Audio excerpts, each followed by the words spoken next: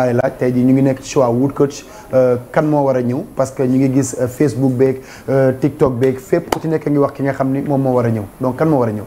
ok waaw est-ce que avant may ñëw ci kan moo war a mën na maa ñëw ci ñaar yi. bu la neexee plateau bi lu neex waay def la. yéen ñaar dañ leen a wax équipe nationale foofu kaay la wala équipe nationale moom da ngeen a foog ni ku jóg rek. nga sañ ko wax say tuñ nga sañ ko wax yor sa yow nag kon nag yow ni nga mel ci page plateforme yi équipe nationale bi du ma ci noonu nga mel yow nit dëgg nga kon. waaw kon yow nit dëgg nga. bu leen ko dagg bu leen ko dagg bu leen ko dagg.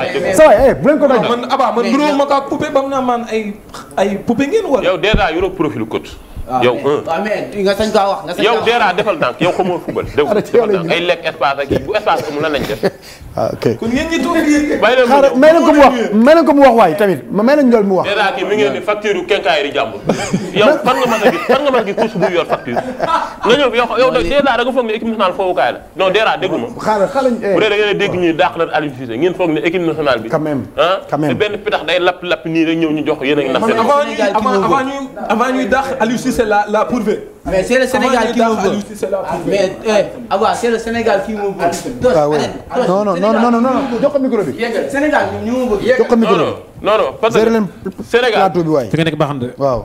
Sénégal y a trop de laisser aller. fi nga nekk baax parce que man waxaguma sax ci ay Pape Thiaw Omar Daf Habib Beye man ñaari ñi ñëw présenté wu di wax équipe nationale man loolu mooy dagg sama xol sànq ba léegi. nga xam ne bi ngeen teggee fi di jox sa classement kii di joxe classement am tout est tere ma rëq leen. wana dëgg.